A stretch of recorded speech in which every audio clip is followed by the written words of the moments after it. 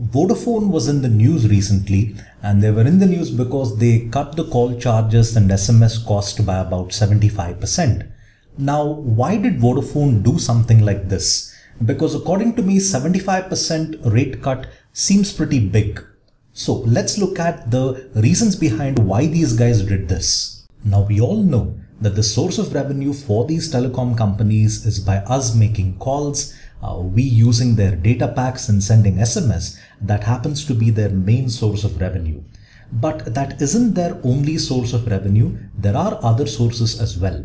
Now, you might have come across in the news that the 2G spectrum and the 3G spectrum was sold to these telecom companies. Now, not all the spectrum ends up getting utilized. Some part of the spectrum goes unutilized as well. Now, this unutilized spectrum is leased out to smaller internet service providers or even smaller telecom companies as well.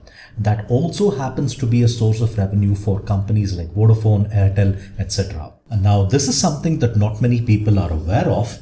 Vodafone and other telecom companies did not reduce the call charges and SMS charges because they felt, let's go ahead and give our subscribers a discount. The person or the company rather, or the regulator here that was responsible for reducing the call charges was the Telecom Regulatory Authority of India. TRAI actually said that the maximum or the ceiling rate a telecom operator can charge for STD calls is rupees 1.5 per minute from 1 rupee 50 paisa, which most telecom companies were charging. They also happened to reduce the national SMS rate to 38 paisa compared to the previous rate, which was 1 rupee and 50 paisa.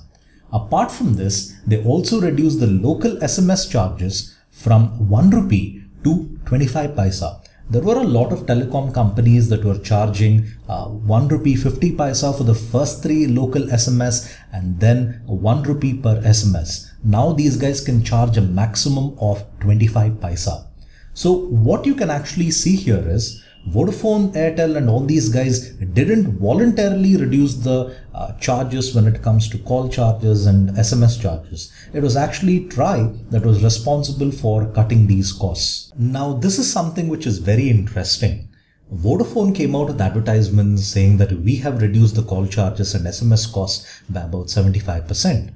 As a regulatory institution, TRAI is not supposed to go and advertise and tell the general public that, look, we've done you guys a favor by reducing the call charges and SMS charges. A regulatory institution is not supposed to publicize the good things it does for the people. Now, that seems pretty weird, but let's not discuss that. We should actually appreciate the marketing effort of Vodafone here by telling the general public that, look, it was we who actually did it. There was no one who actually told us that, look, you have to cut down because things are getting very expensive. It was something that they did for their subscribers as a token of goodwill in order to retain their loyalty. Is the 75% reduction in call charges a good thing for the subscribers? Not really. Because since 2013, these telecom companies have been actually increasing the call charges on a variety of different plans across the country. Now, what these telecom companies have done is they have made India into different circles.